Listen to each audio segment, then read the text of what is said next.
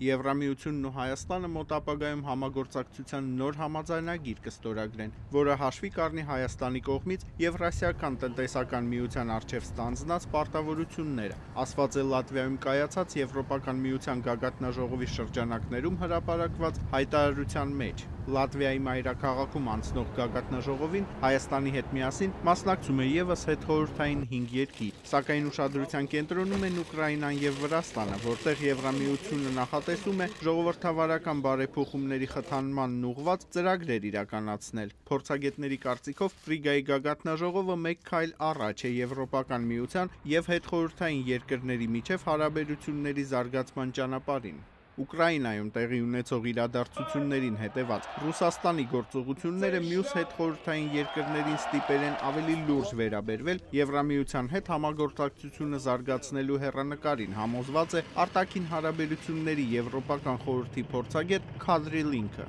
All countries are trying to reach out to the EU more than earlier. Բոլոր երկրները այժմ փորձում են Եվրամիության հետ հնարավորին չափ շուտ հարաբերություններ հաստատել, հակադրելով այն հարաբերությունները Ռուսաստանի ազդեցությանը։ Դա հատկապես վերաբերում է Եվրոպական միության հետ թերի հարաբերություններ ունեցող Ադրբեջանին ու Բելարուսին, որոնց մտահոգում են Ռուսաստանի հնարավոր գործողությունները։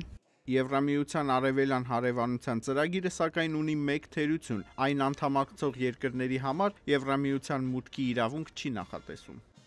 You can get access to the market, you can get visa-free travel.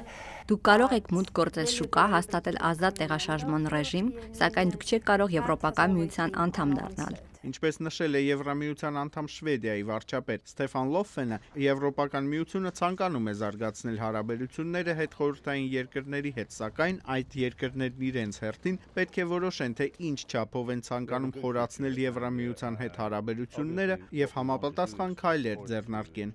Արման Թարջիմանյան, Ամերիկայի ձայն, Վաշինգտոնից։ To let these six partner countries to come closer and confirm the relation and even closer relation.